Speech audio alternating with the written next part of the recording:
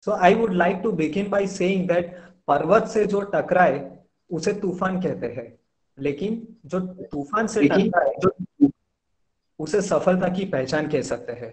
We people have heard phrases like simple living and high thinking, but इसके साथ और एक फ्रेज को ऐड करके हाई लर्निंग, ये आज के फैकल्टी में बहुत अच्छे से we can C.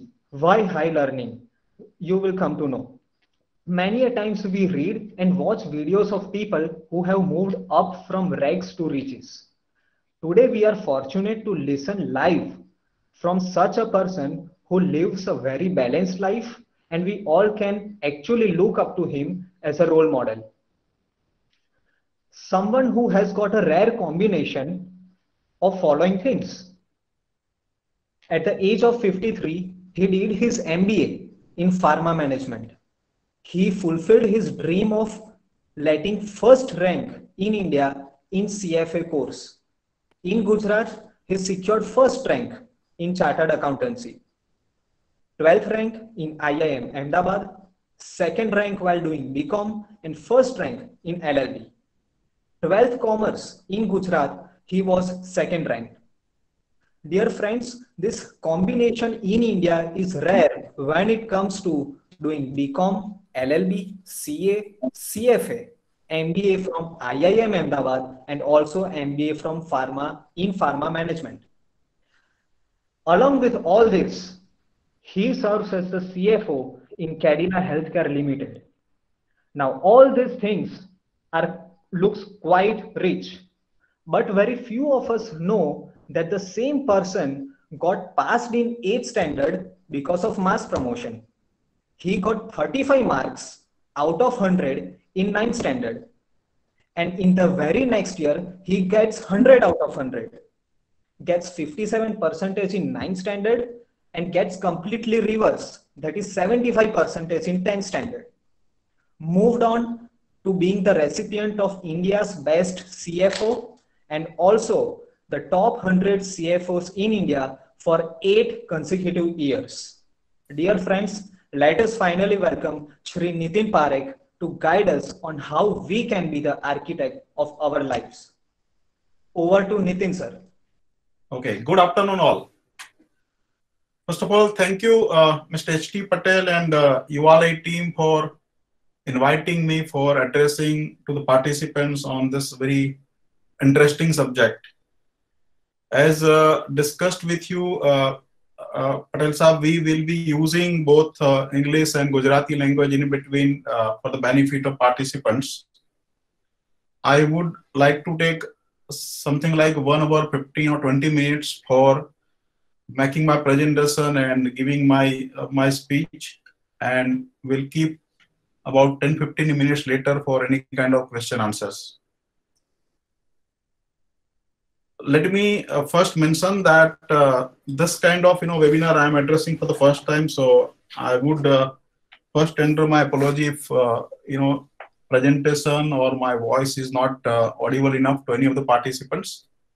Also, for those of you who may not understand Gujarati language, I beg your apology from the beginning. I will be using the presentation which is tailor-made for this particular program, and would be giving my speech using that as the background. So I will put this presentation first in front of you. Thank you. So as you all know, friends, the topic of today's discussion is you can be architect of your life. As Chinmay and H.T. Patel mentioned about my initial academic career and the turns which came in the career, which I will be presenting to you soon, I have learned from my life that it is you who only make your career. There are many people who can contribute to your career, including your family, your parents, your elders, your well-wishers, your teachers. But ultimately, it is you who first have to decide that you want to be somebody. That is the cornerstone of success. So with that beginning, let me talk about this program. The objectives of these program are broadly these three. First is to clear a wrong belief which some of us carry, that somebody is very intelligent, somebody is average student, somebody has very sharp memory, somebody has very good grasping power, somebody can concentrate, somebody cannot concentrate.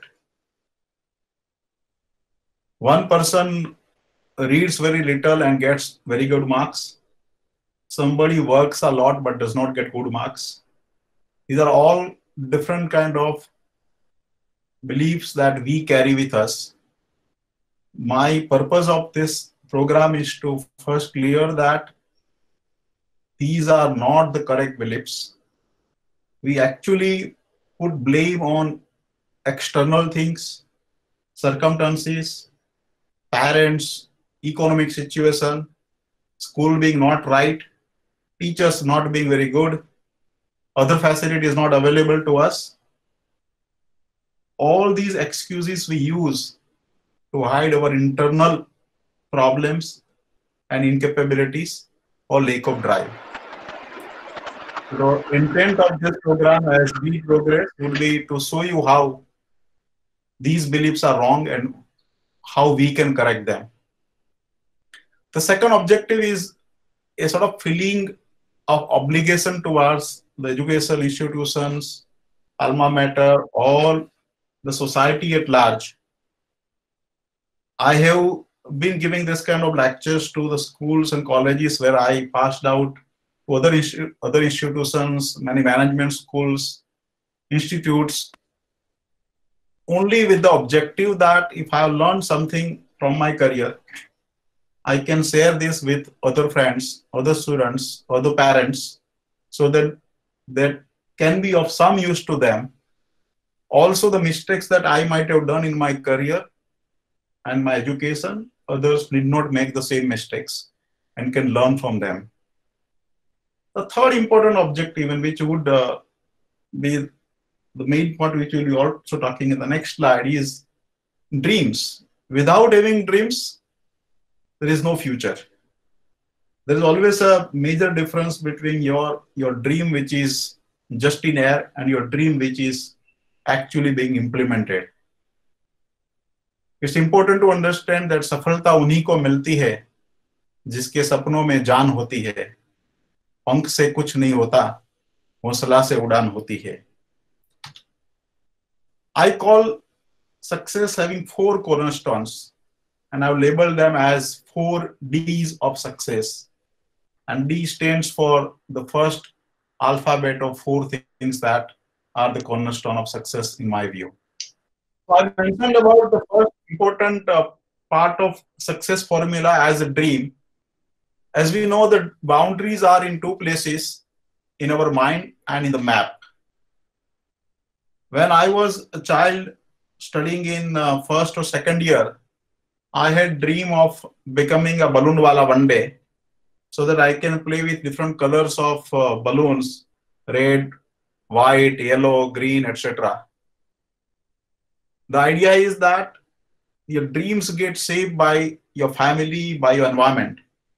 When I used to go out with my parents and look at a shop of chocolate, I thought that one day I will become chocolate wala so that I can eat so many chocolates as and when I like. The purpose of mentioning this is that dreams get shaped at the early age, and it's for the parents to also be with the children at this formation stage. When I was in 8th standard, as Chinmay mentioned about the career graph, I was an average student. I failed in the mathematics in the first 2 terminal exams of 8th standard. When I look back at my history, Navnirman Andolan helped me in 1974 when there was a mass promotion in Gujarat. So I landed from 8th standard to 9th standard. In 9th standard also, my so-called glorious track record of failing continued. Again, in the first and second terminal of 9th standard, I failed in maths. In the annual exam of 9th standard, I think teachers came to my rescue, maybe considering my nature, and gave me grace marks. So I got 35 marks in maths out of 100 in 9th standard, got 57% marks, and was pushed to 10th standard. That was the first year of 10 plus 2 plus 3 stream we started in Gujarat. That was in 1976 when I was in 10th standard. My parents told me that I should become doctor. That is the kind of dream many parents have for their children. For me, becoming a doctor was like taking science subjects, nothing beyond that. Considering my own track record and my performance in maths, it was very clear that I cannot make in science field. The family was living in one 10 by 12 feet rented accommodation, could not read after about 10 o'clock in the night, started going to one of my friend's place, walking about 4 to 5 kilometers every day from my home to my friend's home. His home was also very similar to ours in the sense that it was only one room only. However, we used to read in the mezzanine part of his house using night lamp. I would read almost the entire night, wake up in the morning to just get ready, go to school from his house. It was a morning school, come back to home, and from 1 p.m. to about 6 p.m. take sleep. Again, start getting ready with whatever is there ready in terms of evening dinner. Take my clothes and my books and start walking to my friend's place. Why I did this?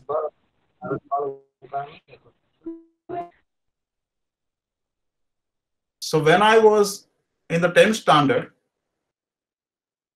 not doing so well in science subjects, I got the idea of changing stream in 10th standard itself. That being the first year, the rules were flexible that before I file my annual exam form, I could change my stream.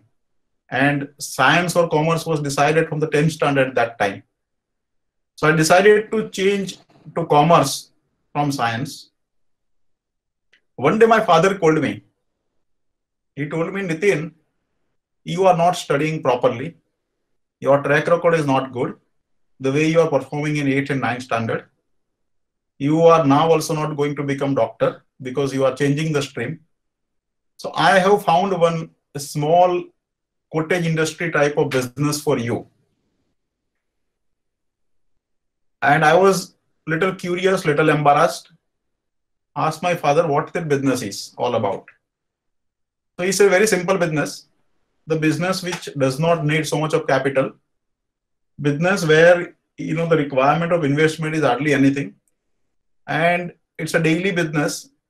You procure something on a daily basis, sell something on a daily basis, make your earning for a day, and you would be able to live your life. But I again asked, what is that business all about? So he said the business is you have to just buy a hand cart and buy salt on an everyday basis, put that salt in a hand cart, move from one society to another society, from one street to another street, start selling that salt, get your daily collection, and that should be enough for you. So I was quite shaken, shocked, embarrassed hearing these words. And I determined that time that no, I cannot do this business of selling salt and cart. I need to do something for my career. So there was a kind of Junoon in my persona. I decided that I have to now change myself. So the only thing which I thought I should be doing at that time was to start studying hard. Family was a lower middle class family, cannot afford guides and your 24 suggestions, Equis Apexit of Navneet.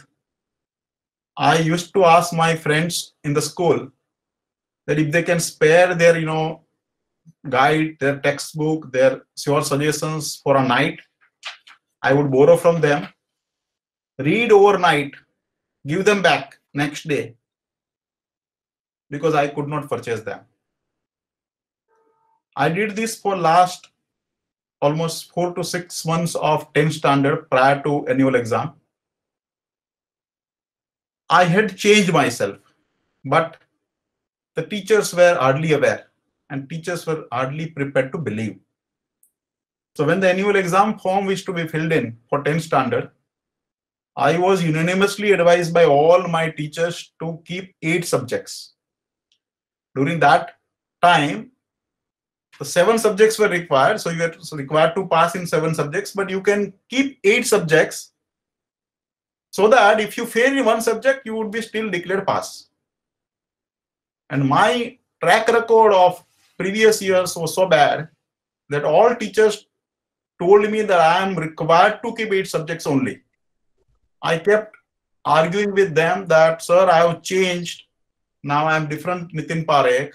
I am studying a lot. They were not prepared to believe me. And I had filled in the form with 8 subjects for 10th standard. But my hard work ultimately helped me.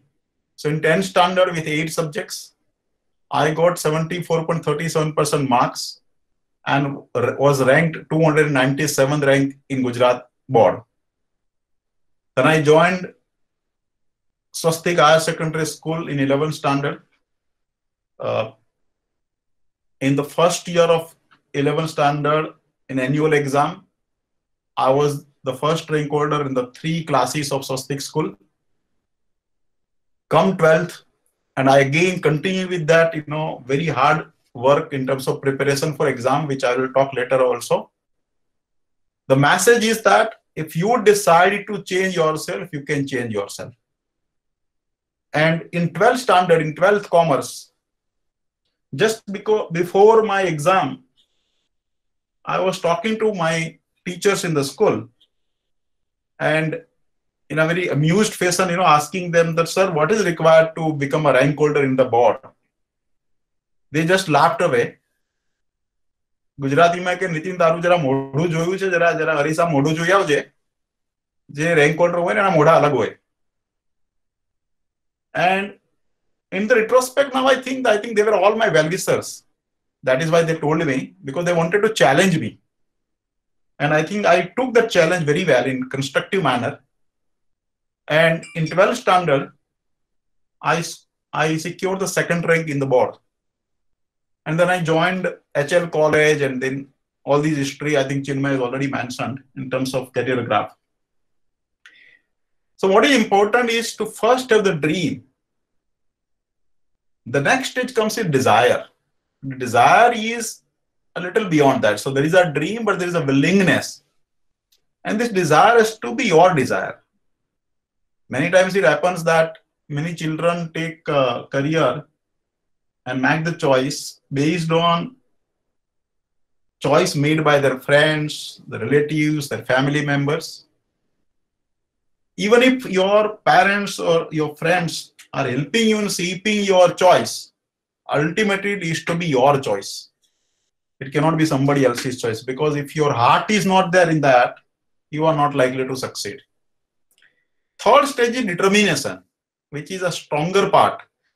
If you end at desire level, it's more of a hope or wish, not backed by action plan. Your desire has to be backed by action plan, which shows your determination. Or Gujarati માં કહે ને મનસૂબો, દૃઢ નિર્ધાર. That comes at this stage if your desire does not remain on paper and is getting substantiated by the action plan. And the 4th stage is a deed. Deed is the actual implementation. You have a desire, you have action plan, but if you don't implement that action plan, again you cannot succeed. So dream, desire, determination, and deed, all these 4 stages, when they come together, you achieve success. And therefore this very important sentence from Paul Mayer who says, whatever you vividly imagine, ardently desire, sincerely believe, and enthusiastically act upon must inevitably come to pass. Donald Kendall also says that the only place where success comes before work is in the dictionary. Means as coming before work. What it says that there is a work which is required to achieve success. And Dhirubhai Ambani, and I have always chosen not to ever say late Dhirubhai Ambani, because Dhirubhai Ambani never dies. He says our dreams have to be bigger, our ambitions higher, our commitment deeper, and our efforts greater. So that makes the success.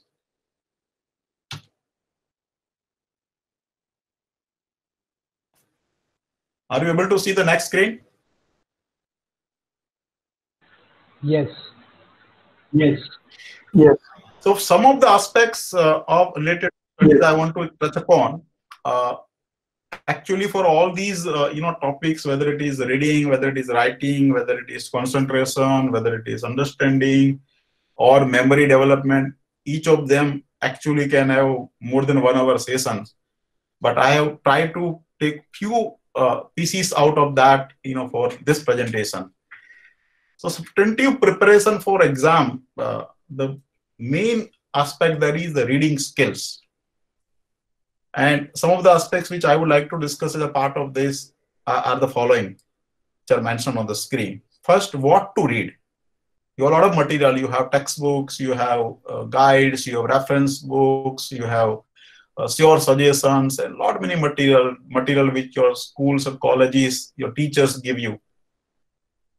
My experience is that everyone must read at least, for up to 12th standard and college, where there are prescribed textbooks. One must use prescribed textbooks. You can supplement that with additional reference books or other materials, but reading of textbook is must, especially for students of 10th and 12th standard. I would always recommend that you must not escape reading textbooks. What you read along with the textbook or reference books, you need to organize your study materials properly. Meaning thereby that if you read a textbook and then you read any other reference book, one particular topic you read from the textbook and read the same from reference book and then decide which one is a better. You decide that as a base. Whenever you decide any particular source as a base, you would always find there are some additional points, additional contents which is there in the other one. So the guide is to bring those additional features or additional points also in the book that you want to read. It calls for a lot of preparation. Ultimately, your source of reading should be the one which is the maximum information available from the exam standpoint of view. When to read is talking about the time. Now, different students like different times. Some students like to read early in the morning. Some students like to read late night. And some students don't like any time for reading. So my point is, and my experience is that reading in the early morning hours makes a lot of sense. Early morning hours means starting at around 4 o'clock. In my preparation, when I was student, I used to wake up at 4 o'clock, even if I had morning school. From 4 to 6, I will read. That's a very, very productive time for you, where the memory will be very strong. You are fresh and therefore your grasping is faster. There is no noise around and therefore your concentration will be better. How much to read? Actually, all of us have got tremendous capacity to read, and we hardly put that capacity to use. When I started reading from 10th standard and could read almost for the entire night, I recognized for the first time the power of our reading. The internal power that all of us possess, but many of us don't put to use. So when I was doing my chartered accountancy in 1981-82 period, for inter exam, I had a reading of 15 hours a day for last 5 months. That's the average I'm saying. 15 hours a day average in chartered accountants exam. Those who pass CA by this kind of preparation, for them meaning of CA is chartered accountant. For those who don't follow hard work, the meaning of CA is come again. Means exam second time, third time. This preparation in terms of hours gives you a lot of confidence apart from other thing. In terms of individual versus group reading, I believe that individual reading normally makes sense unless your group is a very homogeneous group of same interest people and who can share learning and can increase everybody's learning in the process. If the group is meeting for gossip, then you are unnecessarily going to spoil your time. So it's very important to decide if you intend to be part of a group reading, that the group is homogeneous and all are interested in studies. Time management is very important. You need to prepare your timetable. If you need to take only two things from this particular seminar related to education, one is this timetable and second is the technique which I will be soon talking about. Timetable is important. Initially, you can prepare on day wise, then later on, time wise, that from this time to this time, you will be reading this particular subject. From this time to this time, you will be solving this, examples. Your timetable should be for the entire year, keeping Sundays and every days in mind, keeping holidays in mind, keeping your family functions or marriage and other functions in mind. Provide time for everything. Provide time even for if you want to go for a movie, you want to go for a picnic, you want to watch TV. I am not against any of them. But whatever time you provided for studies, you need to adhere to that religiously. And there is a tendency of avoiding this kind of timetable because it's not very easy to adhere to that. And those who are the parents in this seminar, I would also request you people to sit with your children and help them in preparing their timetable. Your role thereafter is to see that you are with them, ensuring that they adhere to timetable, and you also adjust your other times in a manner that you can help them in adhering to their timetables. Speed reading is very important.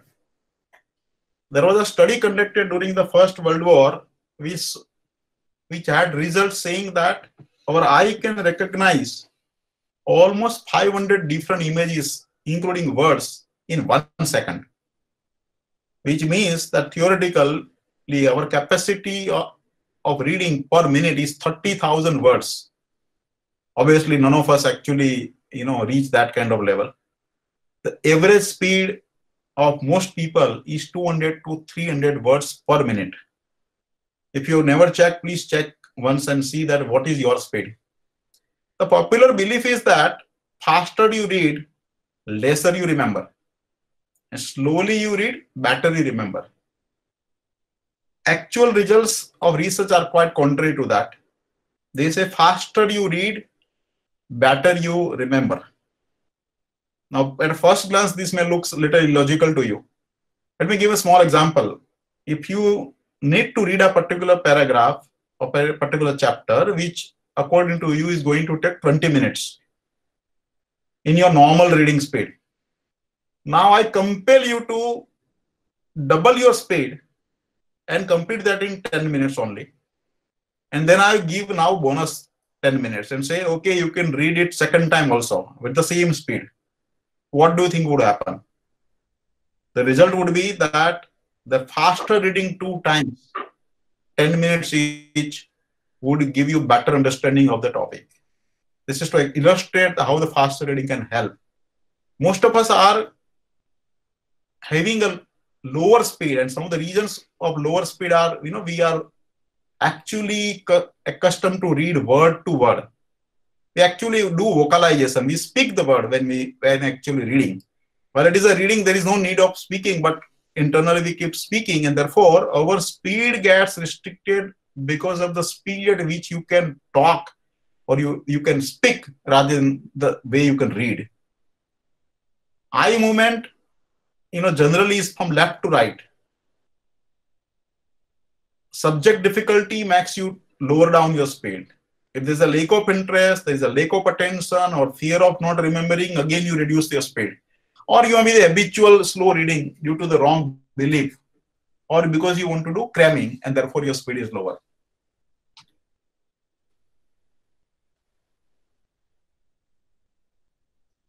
Some of the strategies which can be applied for increasing the speed include willingness to improve your speed. You should be the first person to first decide that you want to improve your speed. If that is not there, no efforts will actually make sense because they are not well-directed efforts. Desire to change is important. If you continue to do the way you are doing, you continue to read the way you are reading, and you are not prepared to change, then you will not be able to improve your speed. The crux is the eye movement. Rather than looking from left to right, can you look at the entire one line in your book, looking at the center and improving your eye span, whereby you are able to look at the entire line at one go, as if like you are taking a picture by a camera and you are taking the entire picture. Can you look at the entire sentence? You would find some difficulty when you start experimenting with this. But once you start doing that, keep practicing, you would be able to improve your speed significantly in times to come. What is also important is that you have to come out of vocalization. Now, this again would be very difficult initially. When I force you that you are supposed to read, but you are not supposed to speak, not even internally, then only your speed will increase. And no regression means that don't go back. Many of us have practice of reading certain lines, then again going back those lines. To avoid this, you should use rulers, which puts ruler on the lines that you already read and pushes you to go to the next line. That is the way to avoid regression. SQ3R. This is the technique which is the most important technique in my view. When I started studying and doing better in terms of my exam efforts, I did not realize that the technique which I was actually employing was this technique. Though I had no knowledge of this technique, later on when I started researching more in terms of reading techniques and memory development, I came across this particular technique. Interestingly, when I talked to many teachers, principals of schools, even today, or any parents, and asked them whether they're aware about this technique, hardly anyone is aware about this technique. This technique is not very easy. It is difficult, but extremely powerful. So if you want to significantly improve your understanding or your reading or your grasp of topic, especially your theoretical topics, this is the most important technique.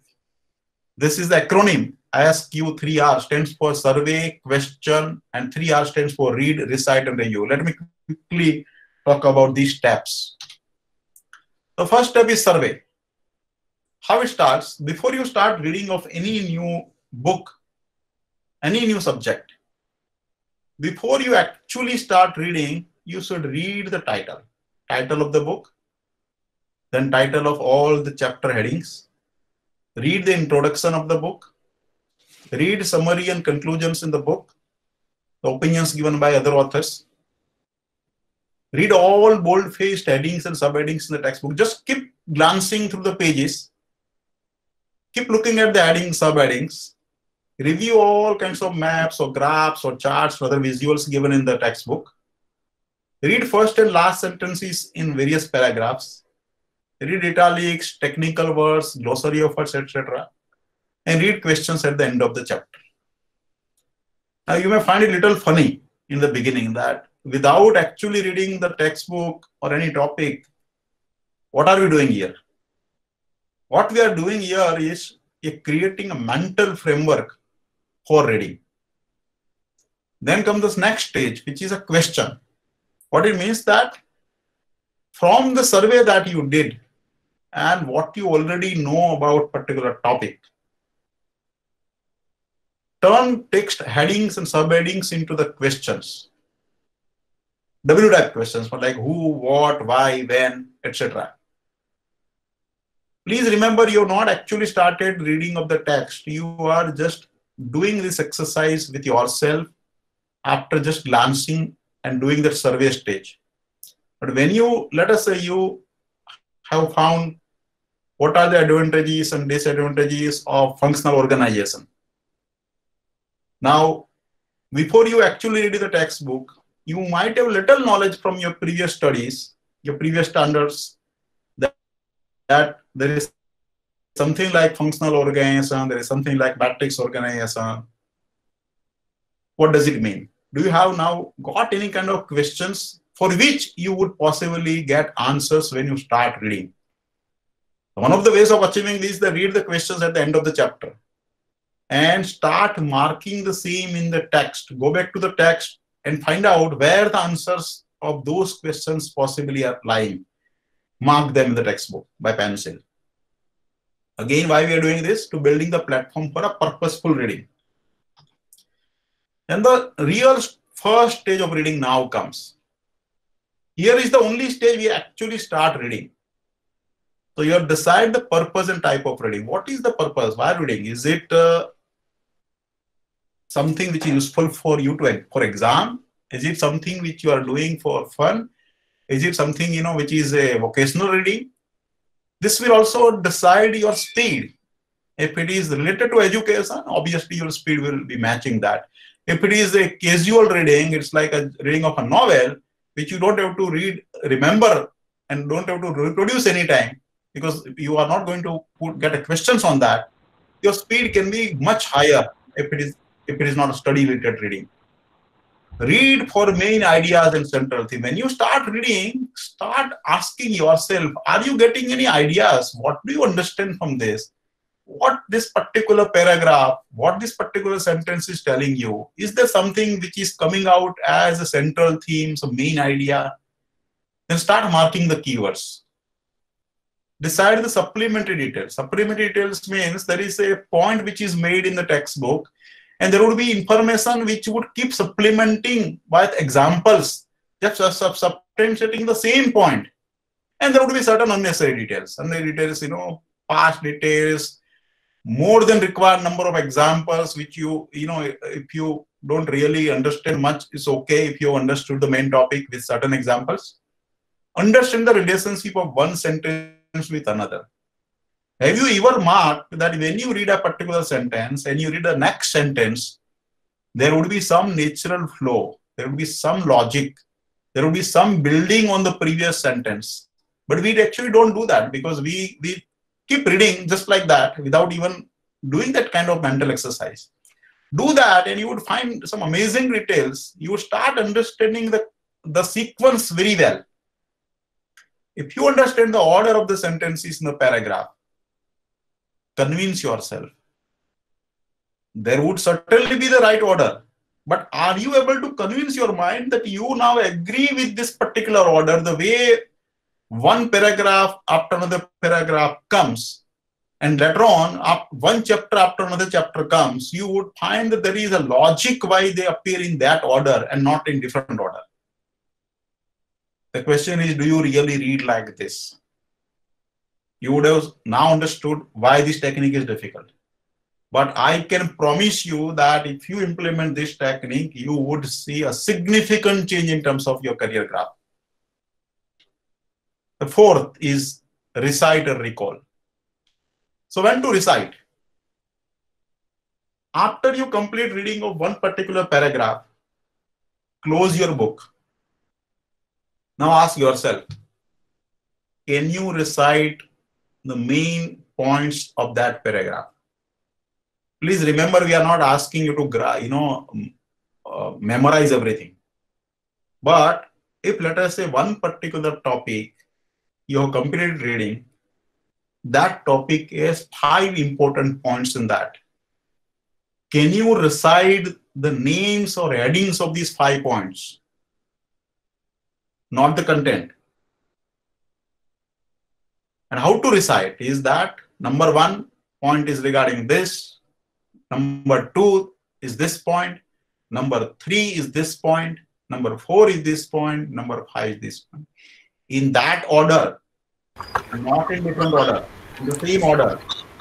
So we were on this recite process. So what would invariably happen when you start doing this, that if you have just now completed reading of a particular paragraph, assume that you have gone by my advice, you tried to underline the main points, themes, maybe you underline the important words, you've possibly given them the numbers where the different new points come. Let's say there are 5 points, and after completion of the reading itself, I'm asking you to just tell me those 5 words, the 5 addings.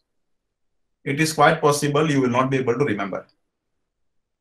So if you can't remember those 5 important words of the paragraph, what you are supposed to do is to go back, read it again, and do this process. Till the time you are not able to tell me all these 5 important main points of the paragraph in that order, you cannot go to the next topic. This is the way to really, understand this well.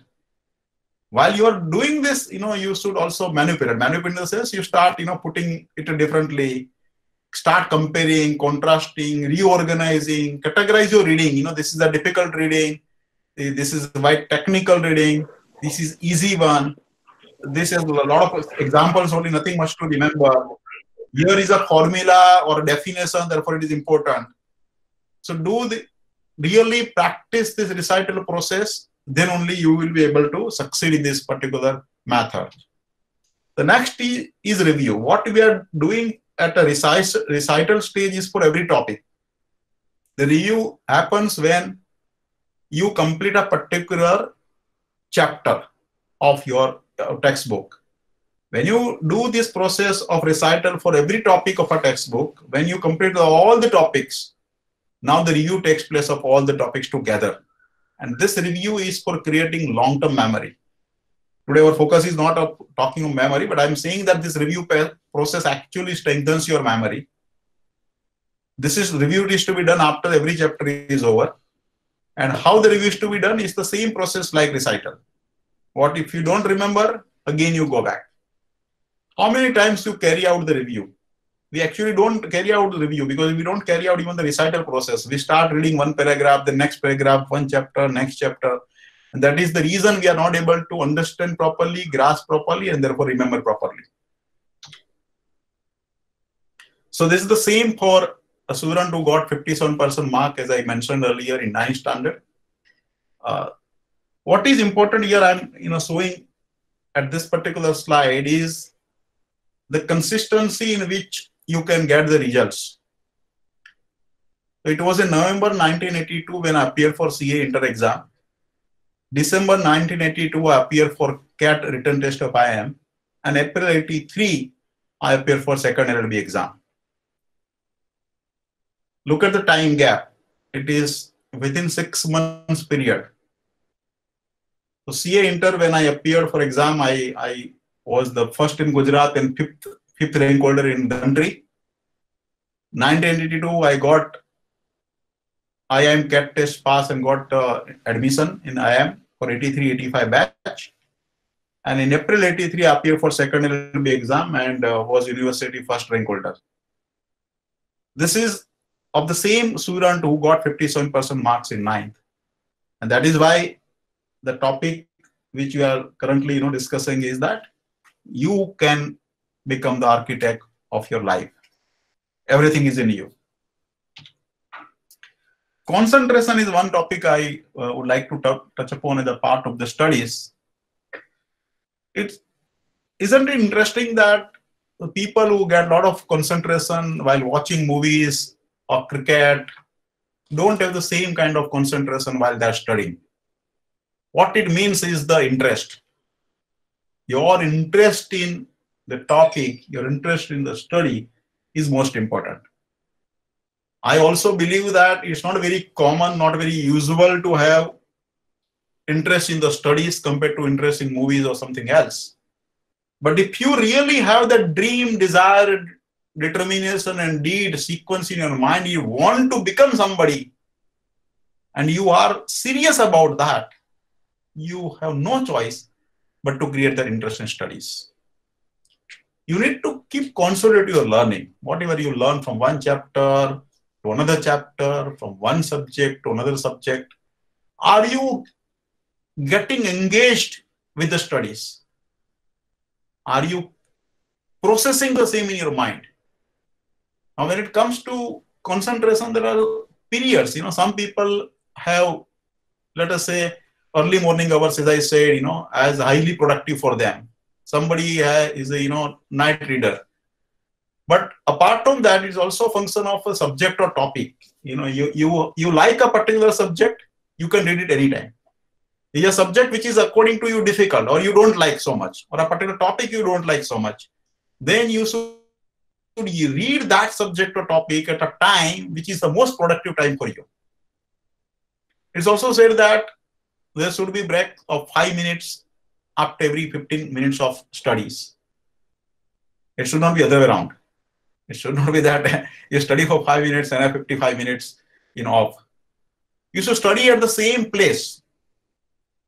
Decide the place in your house where you would like to study, and use that place only for study. Don't use that place for other things also.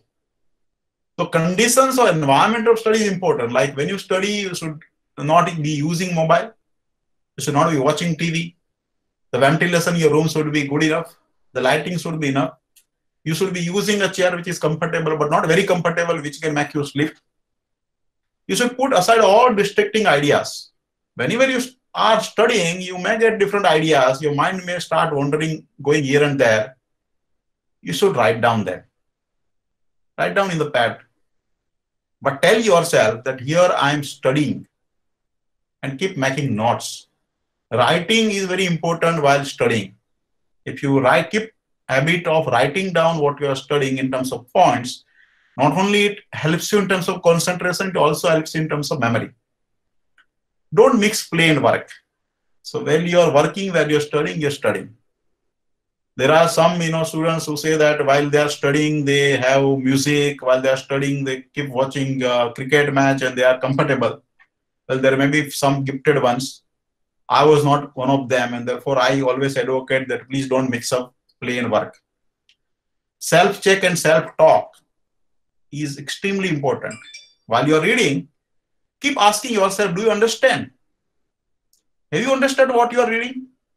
Are you able to logically agree to what is the point that you are reading with a reasoning? If you say yes, then you are there. That means you understood it properly. If you can understand the reading with a logic and reason, you don't have to remember. Your mind will remember. Make notes. Make notes also for the important points, difficult points which you like to solve with your teachers. Ability to say no to activities and phone calls. When you are having your study session, you should be in a position to say no to your friends, family members, that no, I'm currently studying, I cannot get engaged with other activities. Best wish to switch off the mobile phone at that time. Your interest in topic of study is important, as I started with that. Physical fitness is important. And the law of comprehension is also important in terms of remembering. This is the old photograph. I have to tell that, the person, a student who is with Prime Minister that time, Morarji Desai, is Nitin Parekh. That was in 1978 when I got second rank on the board. What are the lessons from college and professional education? The first important, which we started with, is that there is no particular level by birth. Your destiny, your career is not decided by birth, the family you are born, the education that you have. You decide your become.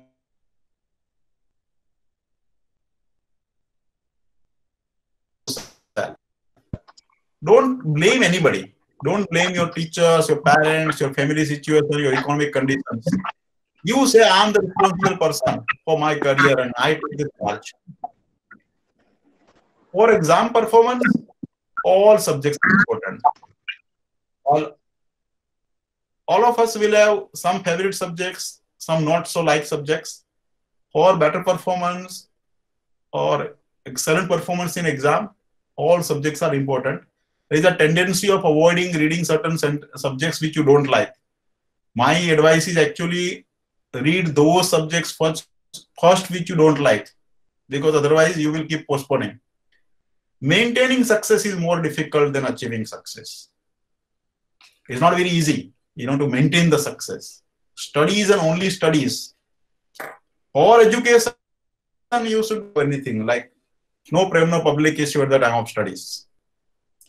Acknowledge the contribution of others. Those of you who are my, somewhere colleagues, friends, or, otherwise connected and would have seen my LinkedIn or Facebook post, would have seen this, that I acknowledge the contribution of my parents, my family members, my teachers, my company management in my success. And this is not only in terms of words, it is also in terms of your belief that you really mean it. And here I would like to quote Murray, who says, "Bas etli samajh mane parwardigar de, sukh jyare જ્યાં મળે ત્યાં બધાના વિચાર દે. દુનિયામાં કંઈકનો હું કરજદાર છું મરીજ, ચૂકવું બધાનું દેણ જો અલ્લાહ ઉધાર દે." આપણા પર એટલા બધા લોકોના એટલા બધા ઋણ હોય છે કે બધાનો સ્વીકાર કરવો જરૂરી છે. That shows you humbleness, which is the next point. કે તમારામાં humbleness, નમ્રતા હોવી જોઈએ. મેં મારી કવિતા એક જીવન સંદેશમાં લખ્યું છે કે ઘમંડી છે ફૂલ ગુલાબનું જે સુગંધનો સાક્ષાત્કાર છે, કાદવમાં પણ ઉગે કમળ દેવી લક્ષ્મીથી પાવનકાર છે. સક્સેસ અને ફેલિયર બંનેને એબ્સોર્બ કરવાની આવડત હોવી જોઈએ. Actually, many of you don't know that when I got admission to IIM, it was my third attempt to get into IIM. Fortunately, for all the 3 times, I had written the exam and I had personal interviews. It so happened that the first time when I appeared, which was when I was studying in the third BCom, in 1981, there was again anti-reservation agitation. Because of that, annual exam of BCom were held in July only. And since the session actually start by July at IIM, our results were all withheld because we are not graduates by that time. So while we had cleared written exam, appeared for interviews, and hopefully would have cleared that, our results were withheld and our admissions were cancelled. Second time when I appeared for IIM interview, again, I cleared written test and I had a personal interview group discussion. I was in the waiting list. My number was 18 on waiting list and selection went up to 15 only. Then it was a third time and I appeared for again test, got interview and got selected. The meaning is that you should not give up. And here I would like to quote Jamiyat Pandya, who says, "જીત પર હસતો રહ્યો ને હાર પર હસતો રહ્યો, ફૂલની સૈયા ગણી અંગાર પર હસતો રહ્યો, ઓ મુસીબત એટલી જિંદા દિલીને દાદ દે કે તે ધરી તલવાર તો હું ધાર પર હસતો રહ્યો." Get more than one professional qualification. Today's time is a very competitive time, and therefore one qualification may not be enough. For faster growth in organization, for doing multiple roles, it is important that you acquire more than one professional qualification. So I have done CA, CFA, MBA. Stretch yourself. So in IIM, my first year rank was 51st, but second year it was 12th. Because 51st rank then told me that while most of the students who are there in IIM would be rank holders in their own career, I was not satisfied with that. I said, how can my rank be 51st? That is too low. And in the second year, the preparation with much more vigor, much more seriousness, and that helped me in achieving 12th rank and got this Industrial Scholar Award in IIM Ahmedabad. What it means that what got you here won't get you there. You need to change. So what is important for career planning is to first ask, why do you study? You study because your parents tell you. You study because you want to become somebody. You have your career ambition. You want to become doctor, but you say, no, I want to become such and such doctor and such rank in the particular city, particular state, particular country. Have high ambition. But when you have this ambition, what subjects you like is important. If your career choice needs certain subjects, for example, you want to become doctor or you want to become engineer, and you don't have any interest on physics, chemistry, or maths or biology subjects which are required for that, you cannot make that career.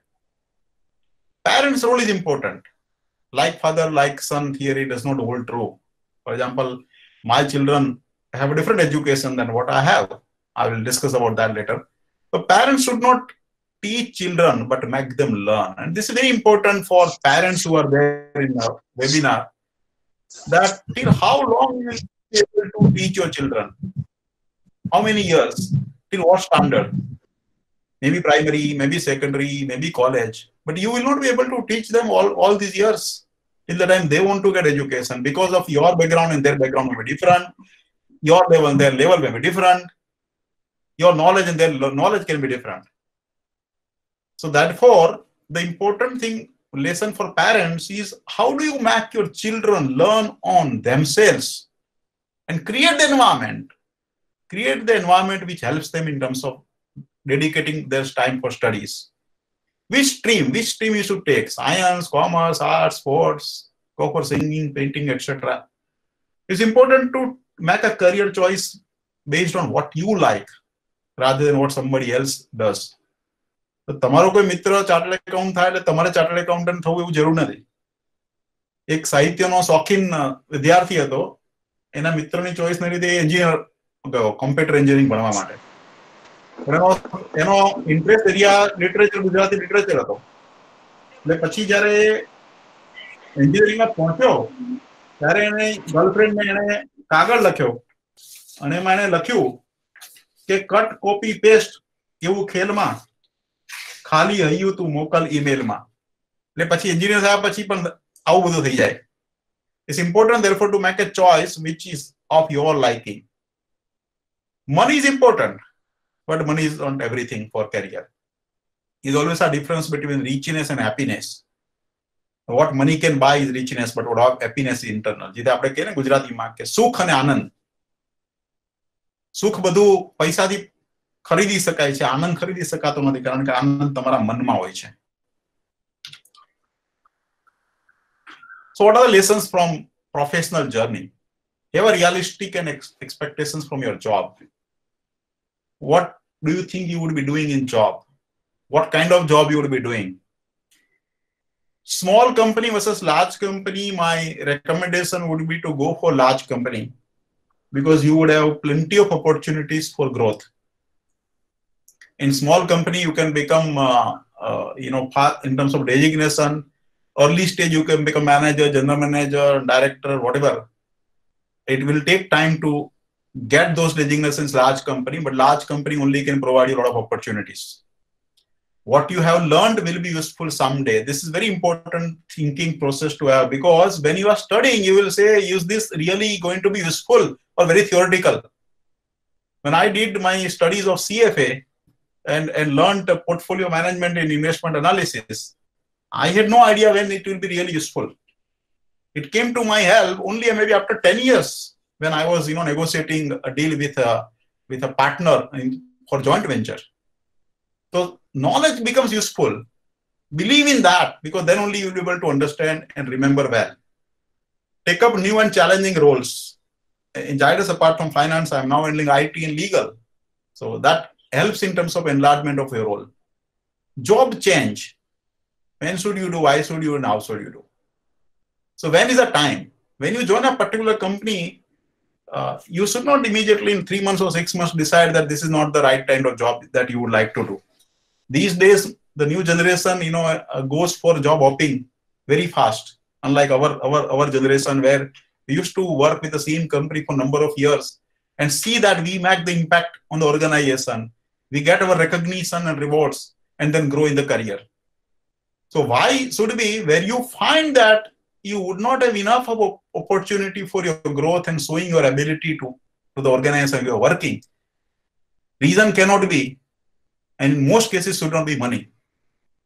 And how is the manner in which you do the job change? It should not be abrupt. There are employees who say that they have got a job and come to the organization employer and say within 10 days, within 15 days, they want to go.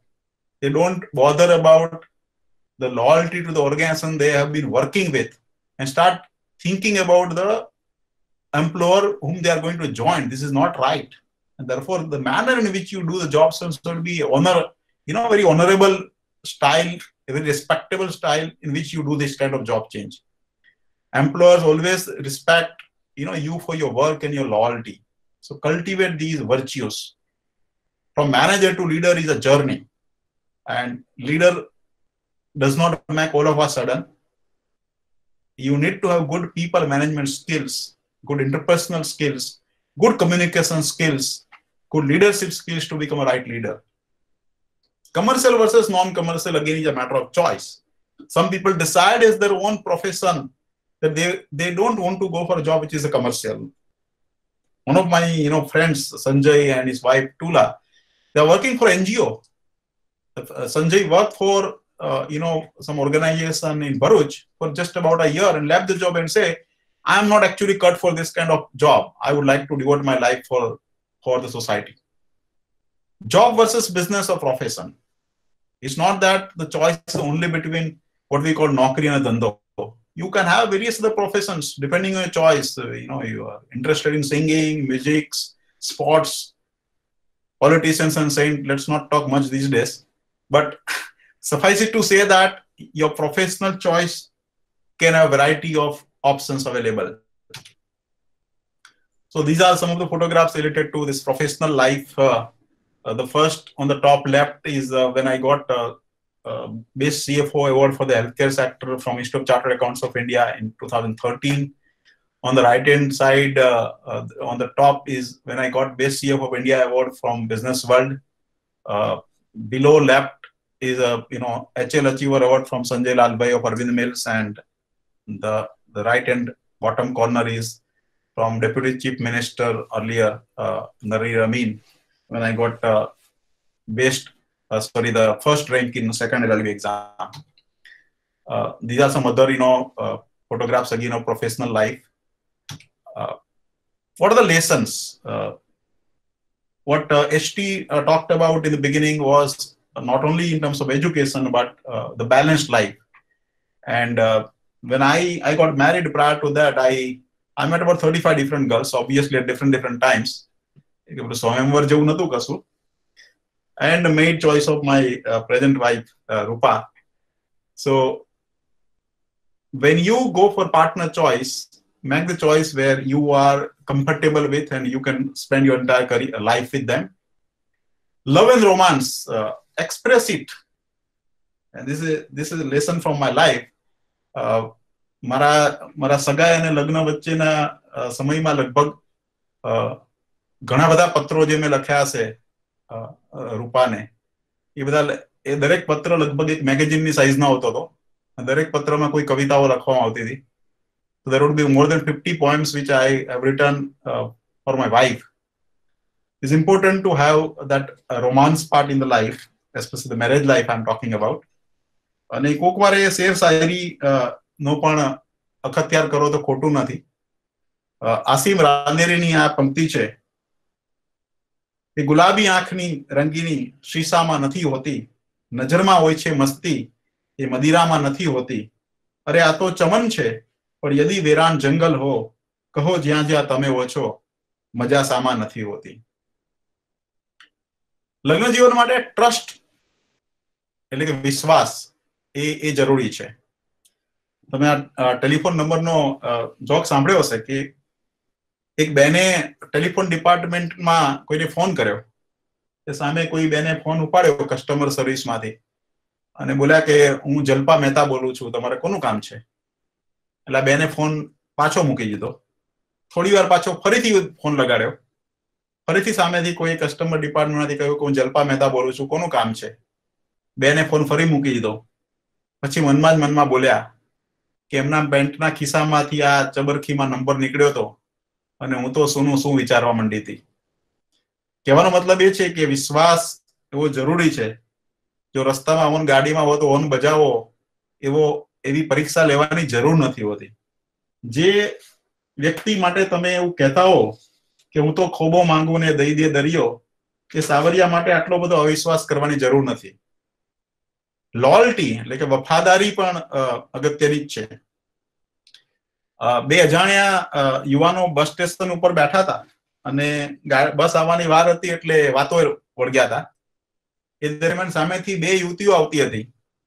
એટલે એક યુવાને બીજા યુવાનને કહ્યું કે સામે જે બે યુવતીઓ ચાલીને આવે છે એમાં એક મારી પત્ની છે ને બીજી મારી પ્રેમિકા છે. એટલે બીજા યુવાને કીધું કે હું પણ તને એ જ કહેવાનો હતો. આ ના થવું જોઈએ સંસારમાં, અને એ જરૂરી છે કે બંને માટે આ સમજણ હોવી જોઈએ, બંનેને એકબીજાની ફિકર હોવી જોઈએ. એટલે જે બેફામ કહે છે કે ચાહતમાં એકબીજાની ફિકર હોવી જોઈએ, આ વાતની તને ખબર હોવી જોઈએ. એક રોશની રહે છે સતત મારા પંથમાં, મારા ઉપર તમારી નજર હોવી જોઈએ. આમાં નજર હોવી જોઈએ એવું કહેવામાં આવ્યું છે, જાસૂસી હોવી જોઈએ એવું કહેવામાં નથી આવ્યું. એનું ધ્યાન રાખો. અન્ડરસ્ટેન્ડ ઈચ અધર, અન્ડરસ્ટેન્ડિંગ બહુ જ અગત્યનું છે બંને પાત્રો વચ્ચે. સુખી લગ્ન જીવન માટે બંને પાત્રો એકબીજાને સમજે એ જરૂરી છે. લગ્ન જીવનમાં ઘણીવાર પતિ પત્ની વચ્ચે નાના મોટા પ્રસંગો બને, કિસ્સાઓ બને, એનો વાંધો નથી, પણ એ કિસ્સાઓથી જિંદગીમાં તિરાડ ન થાય એ જોવાનું જરૂરી છે. મેહુલ ચોકસી એવું સરસ આના માટે કહ્યું છે કે કિસ્સો કેવો સરસ મજાનો છે, બેવ વ્યક્તિ સુખી થયાનો છે, પલ્લું તારી તરફ ગયાનો તને અને મુજને આનંદ ઉપર ગયાનો છે. આ બંને માટે થાય એ જરૂરી છે. બંને એકબીજાને જીતાડવાના પ્રયત્નો કરે એ સુખી દાંપત્ય જીવનની ચાવી છે. અને એના માટે ઘણીવાર એકબીજાને પ્રેઝ કરવા પડે, વખાણ કરવા પડે, એ પણ જરૂરી છે. અગેન બેફામને કોટ કરવું તો કહીશ કે તમારું મુખ નિહાળી એમ વિહવળ થઈ ગયો તારો, ધરાના ચંદ્ર માટે જાણે ચંચલ થઈ ગયો તારો, થતા દર્શન તમારા થઈ ગયો મોહાંત કઈ એવો કે નભ પરથી ખરીને ગાલ પર તલ થઈ ગયો તારો. એ લગ્ન જીવનની એક આનંદની ક્ષણો છે જેને શાયરીમાં પણ રજૂઆત કરી શકાય. આ સાહચર્ય માટે ઘણીવાર કુદરતના ખોળે પણ જઈ શકાય, અને એનું બહુ જ સરસ વર્ણન રમેશ પુરોહિતે કર્યું છે.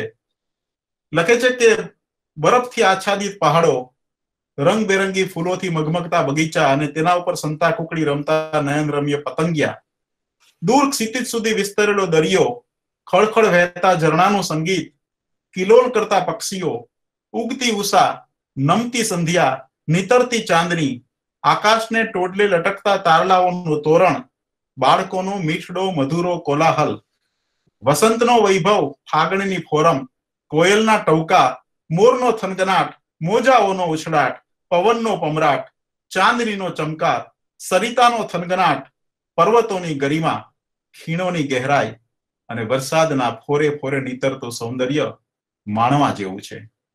કોઈક વાર તો ચાંદને કહો કે ચંદા રે કભી તો જમી પર આ बैठेंगे बातें करेंगे.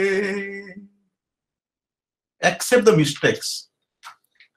અને હસબન્ડને વધારે લાગુ પડે છે કે મિસ્ટેક હોય કે ના હોય તો એક્સેપ્ટ કરી લેવી. અને ડોન્ટ ફોરગેટ સર્ટન ડેઝ, ખાસ કરીને બર્થડે, મેરેજ ડેટ, એને ખાસ યાદ રાખવાના.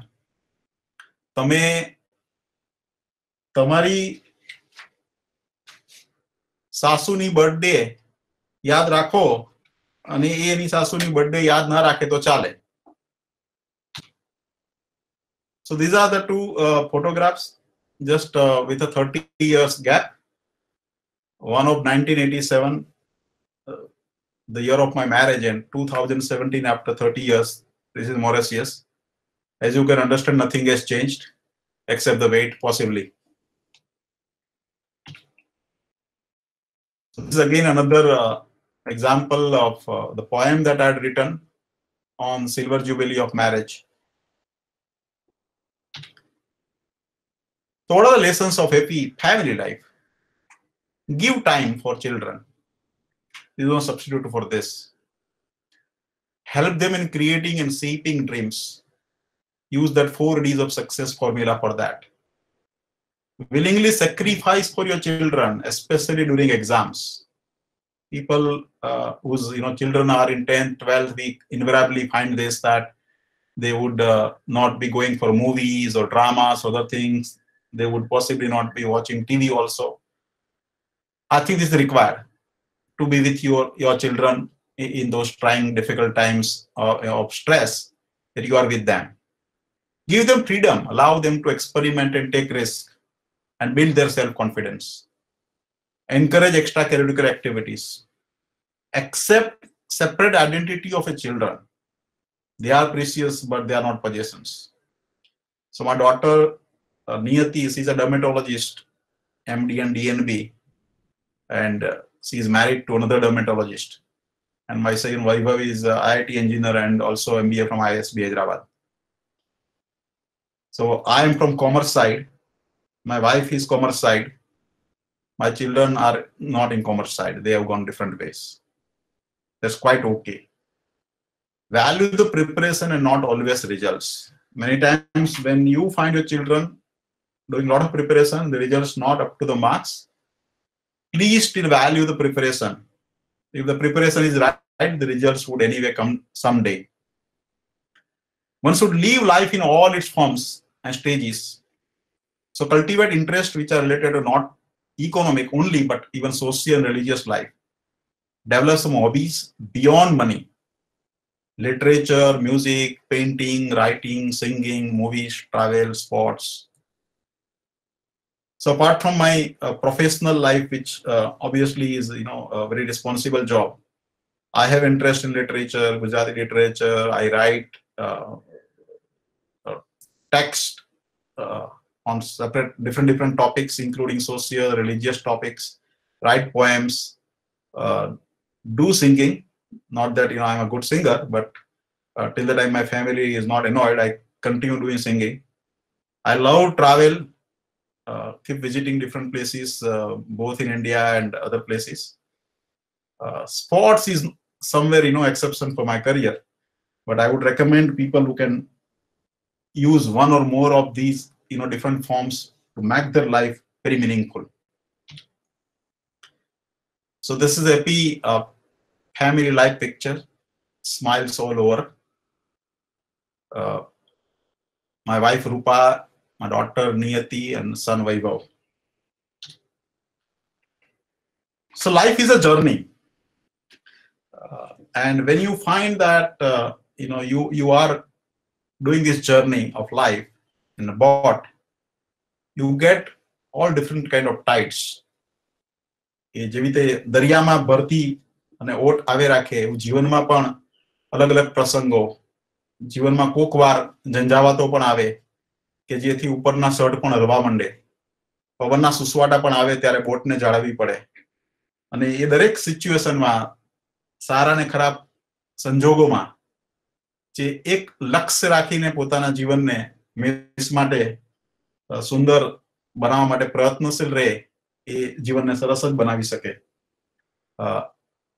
એટલા માટે જ આ બોટના એક્ઝામ્પલ સાથે હું આ પંક્તિઓ ગાઈને વિરમીશ કે જીવન કहीं भी ठहरता नहीं है, आंधी से तूफान से डरता नहीं है, तू ना चलेगा तो चल देगी राहें, हो तू ना चलेगा तो चल देगी राहें, मंजिल को तरसेगी तेरी निगाहें, तुझको चलना होगा, तुझको चलना होगा, तुझको चलना होगा, तुझको चलना होगा. Thank you. Thank you very much, Nitin. Before I formally thank you, I think if there are any questions, let's try and take it. So in a chat box, I would be invite if there are any questions. Meanwhile, there is one question. कोई पूछू है, how do we bring interest in a particular subject? So मैं पहला जीवित जनाऊं कि for creating interest you should find a connect, and that connect would come from your 4 Ds of success. You want to do something, you want to become someone, and therefore you are studying. If you are able to say that I am studying for, let's say, engineering or MBA or MBBS because I want to become a very reputed doctor, because I want to become a very successful engineer, because I want to do this particular business, and find a good connect that there is a lot of relationship or association of your dream in life or what you want to become and what you are studying. The moment you are establishing that connect, you would find enough of vigor in your studies. Does a person need this kind of degrees, which you have to become a person who is on the post of CFO like you? So to become a CFO, it is not necessary to have multiple degrees. Multiple degrees help you in terms of your faster career growth in an organization. For example, when I did law, when I did LLB in 1983, it was not keeping in mind that someday in my job I would be also handling legal department. But the fact that I have done law and I've done it very well, in terms of not only passing the exam, passing the exam, getting rank is one thing, but understanding law from its fundamental is another thing. And what I have learned because of the method of SQ 3R that I mentioned to you people, what I have learned is learned by heart. Learning from the fundamentals and concept clarity, which after several years, when in the organization there was a possibility of somebody also supervising the legal function, my legal background, my legal qualification, and my understanding of law helped me. And that is why the management of Zydus decided that while I joined Zydus in 2009, my role was only finance. But later on, this was added to my job that I can also handle legal department. How to find passion? How to find passion is the same thing which I mentioned in the response to the first question, that the passion would come if you are able to relate what you are doing with something which is very important for you, for your career, for your personality, for what you want to achieve in the life. The moment you are able to establish that link, you would automatically get passion. Sir, I have 3 education degrees like ICWA, CS, CIMA from UK and experience of 8 years. But I want to grow. I want growth in my job. How can I do it? I'm working hard, but I'm not able to grow. So qualifications help, but qualifications in themselves is not the only solution. Qualification important at the entry stage, number one, that some companies would say, I would like to employ chartered accountants or MBAs or company secretaries or cost accountant, etc., for the requirement of the post. Later on, how do you perform in that post is the most important. So after 8 years, if you are not satisfied, you have to first ask yourself that you are not satisfied with your work or with your recognition by the employer. If you say you are not happy with your work yourself, that means something is required to be changed in your personality, the way you work, the way you spend time, the way you help the organization. If you think that you are doing enough and the great work, the excellent work, but there is not enough of recognition by the management, have some waiting period, talk to your management about the aspirations. There may be difference in terms of understanding or gap. And if you at all find that the organization which you are working with may not give you enough of challenging opportunities or growth opportunities, maybe then you can think about changing the organization. Next question is it advisable to do a full-time master's course from reputed foreign university after gap of 7 to 8 years of experience in industry when you have support from your life partner? Education at any stage is always welcome if you have interest in education. As in my introduction, Chinmay also mentioned, I did MBA in pharma management at the age of 53 years. The idea was that I did my MBA, in 1985. And when I joined Zydus, thereafter I thought that I don't have enough of understanding of pharmaceutical industry. And one of the ways, I'm not saying that's the only way, one of the ways to get some basics in terms of understanding of production environment, quality requirements, clinical trials, what is phase 1, phase 2, phase 3, how US FDA acts, how the product approvals are given, what kind of regulatory constraints are there, how production environment of pharmaceutical in terms of quality system is much different than some other industry. Those areas I could learn when I did MBA in pharma management, because I had all the subjects. I had in the 2 years course in 4 semesters, I had to appear for 18 different papers after taking out exemptions. And I also wanted to test my my continued interest in education and my ability to grasp and also remember. And I thought, let me do this course. Happy to mention that out of 18 subjects, in 14 subjects I scored A grade, and 4 subjects I scored B grade, which proved that my drive for education learning has not stopped. And therefore, I welcome this at any stage that you can continue education. In fact, at present, I have a granddaughter called Misri. લગભગ અત્યારે એ 1.5 વર્ષની જેવી છે. અને મારી daughter નિયતિ મને ઘણીવાર હસતા હસતા કહે છે કે પપ્પા હવે મિસ્રીનું એજ્યુકેશન ચાલુ થાય તો તમે પાછું ભણવાનું ચાલુ ના કરી દેતા. So that is my impression, and I'm happy with that impression. You can keep studying at any age. If you have interest in many different career paths, what is the best way to pick the right career? So first decide what the kind of career you would like to do. So if you have multiple choice and you're interested, please decide some criteria. Then on what basis you want to take decision. For example, the job. Let me give my illustration, in terms of my choice. When within MBA, I decided to go for finance. So I thought that I would like to do a job which is more like a table job than a job which involves a lot of traveling. For example, if you take a marketing, it obviously will involve a lot of traveling. And by nature, I thought that I would not like to do so much of traveling every month, every year, going to so many places.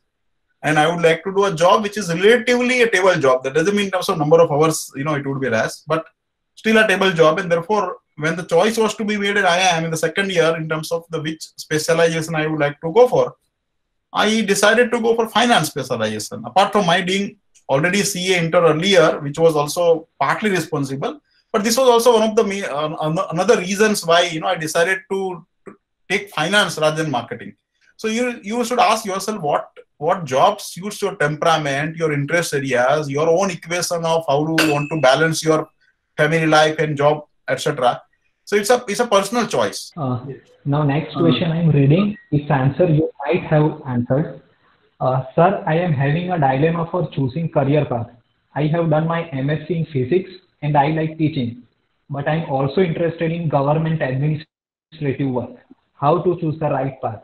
So somebody who likes teaching has to first decide that whether he wants to make teaching also as his economic life, or for earning his livelihood. Now one may have to at times distinguish that what one would like to do for his economic life and what one would like to do as a hobby or interest areas. So if as a job you think that teaching would be good enough for you to meet your requirements, then you can go for teaching if it is your interest areas also. Or you think that teaching would not give you enough of economic rewards, and therefore you would like to go for some other administrative or government jobs for making better earnings, then you can decide to take the government job and have teaching as a hobby. For example, while I'm in a job, if you ask me what interest area, my interest area is teaching. So someday I would be after retirement, also teaching management at IIM Ahmedabad. That is my dream. Now a question which can be helpful to many. What are the main employability skills expected by the companies in the current scenario? So the employability skills would depend on and change from function to function, role to role. It depends. Are you talking of a technical job? Are you talking of administrative job? Are you talking of a specific function job, let's say marketing or HR? or production or quality. So one depends on the nature of the job. The second, it depends what is the level you're talking about. Are you talking about a junior level, entry level? You're talking of officer level, manager level, general manager level, vice president level. The moment you talk about anything which is apart from the entry level, your experience would be very important, and the relevance of that experience to the job which the company has in mind, that is the most significant. You may be qualified, but maybe overqualified also for a certain post, and that post is not useful to you. Sir, I am currently working in an NBFC as a credit manager. My question is that I want to grow and move ahead in my career. I have passion to put 100%, but not able to focus and push myself. What to do? The focus requires concentration and linkage to the goal, linkage to goal in life, linkage to goal for your career. The focus also demands that you should avoid all different kind of other temptations or distractions when you want to focus. As I mentioned about the concentration, while that was for studies, it actually holds true for other, concentration also. That when you want to work on a particular thing, whether it is study or any other work, your concentration will demand undivided attention to that and only that particular topic or on that particular work at a point of time, disregarding everything else at that point of time. So if you have family distractions, you have fresh distractions, your mobile distractions, your TV, other thing, you should be away from all of this if you really want to focus. And then create that inner energy and drive which will compel you to focus on that. If you start thinking that if you don't focus, if you don't achieve that, if you don't accomplish that task, what is going to be consequence of that? That negative consequence also sometimes is a fear factor, but that fear factor also sometimes help. And fear factor can be both in terms of a good fear and bad fear. Bad fear in the sense that not doing that would mean that you would be out of job or would not be able to continue with your current job, or it means that if you are a student you will not be able to pass exam. We had very different kind of fear that if I don't prepare enough, my rank will go down. There was never a question of whether I will pass or not pass, but I had that kind of fear. It's a good fear. Looking at the current environment where most of the companies have freezed new recruitment, what should be our approach? So need to wait. I think that this time will also pass. Certainly this is not going to continue forever. It requires patience. If the companies are not recruiting, it doesn't mean that no company is recruiting, number one. At the same time, if you are not able to get the job during the current situation, you need to wait for some time. If you are a student and you want to do some studies, you should do studies. You can sharpen your skills, may do some online courses to supplement your background and education so that your employability increases during that period of time. Refresh what you are doing. Do something which can increase your employment skills, including in terms of talking to people who can help you in this, reaching out to people where in some companies there may be requirement of job. And I think it's a question of right treatment to be found and the right vaccine to be found. And so many companies are right now working, including Zydus is working in terms of vaccine from different approaches. So let's hope that soon we will be able to address this COVID-19 issue and things will be all right. It will not be so fast, but would still happen. It's a matter of time. How to start again after multiple failures? Don't lose patience. Have your self-confidence. I mentioned that I passed and got admission IIM at the third trial. Wouldn't you find it interesting that a person who actually got admission after third trial ultimately got 12th rank in the institute? When I joined IIM, on the very first day in our student canteen, some IIT engineers were talking about whether somebody started preparing to become iScholar. And for me, that time iScholar was a new word and I was not aware what iScholar actually means. So with little fear, I asked somebody, what is this iScholar? So somebody told me that iScholar means industrial scholar. The top 15 students who pass out in the second year, get this award of Industrial Scholar and get prizes for that. So if you are really very much eager to be part of that, then you have to start working from day one. And at that time, I got this idea that I should also work. While I started working with all the energies, all the drive required. In fact, when I was in the IIM, in the first 3 months of studying in IIM, I was thinking that people talk about good things in IIM, but never talk about bad things in IIMs. Like the kind of pressure that they will bring you in terms of study. I was not allowed in a way by other requirements of studies that I could not get more than 6 hours of sleep in IIM Ahmedabad. And humorously, at times I used to tell to my family and friends that if God comes and says me કે વરદાન માગી લે તો હું કહું કે 6 કલાકથી વધારે ઊંઘવાનું આપો. So that was the time. But if you lose patience at that time, you create a problem for your career. With all those zeal and enthusiasm, still in the first year I got 51st rank, and I was not satisfied. It's very important not to be satisfied with yourself, not in negative sense, not to become pessimistic, and not to lose heart, but to create additional energies to scale high. That's what I did. So therefore, if you have multiple failures, you should not lose patience. First, tell yourself that you are a capable person and you are going to do it. You will be able to do it. Participants are asking for book recommendations and also online portals, if any, online courses. Well, there are so many online courses. In fact, some days back, if you read a newspaper also, there was a news item of Harvard University online courses also. There are some free courses also available.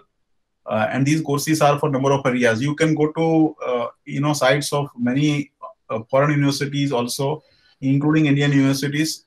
Go to Google and find out online free courses. You can do paid courses also, depending on your choice, wherever you think that it's valuable to you. But there are free courses, there are chargeable courses also available. Do courses which you like or you think are useful to you from the employment angle, or to enhance your skills or knowledge or understanding.